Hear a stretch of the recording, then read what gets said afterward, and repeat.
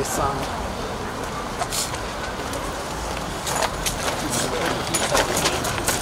Kako unaingia sana kwa frame.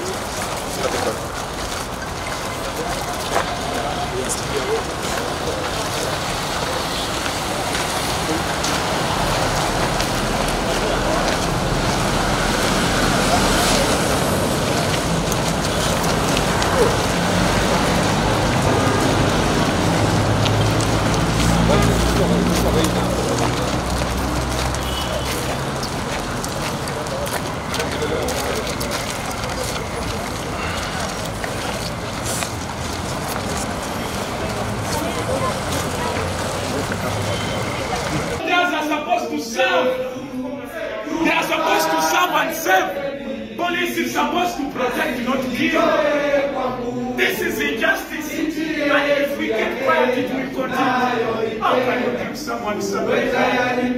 Really, because of power.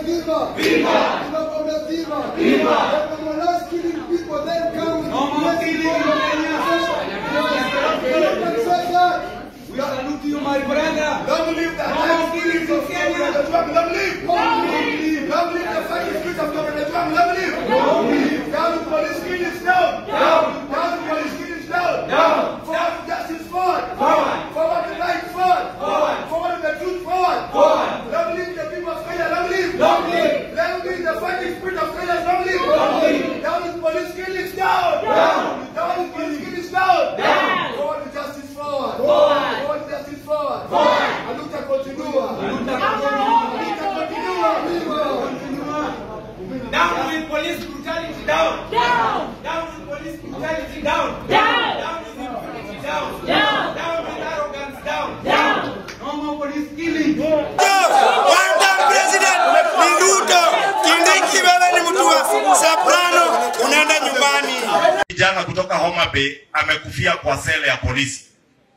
And I want to thank the Inspector General of Police for the swift action he has taken and ask the Independent Police Authority, Oversight Authority, to ensure that they investigate the death of that young man in Central Police Station or in the police station in Nairobi, to make sure that anybody who may have caused that death is brought to book without favor and without fear. Because one life of a Kenyan lost is too many lives lost. Kweli si kweli? Sababu utaona wengine wanataka siasa kutoka asubuhi mpaka jioni, lakini hata hawana haja na haki kupatikana. Ndio nataka niseme tumpongeze Inspector General wa polisi.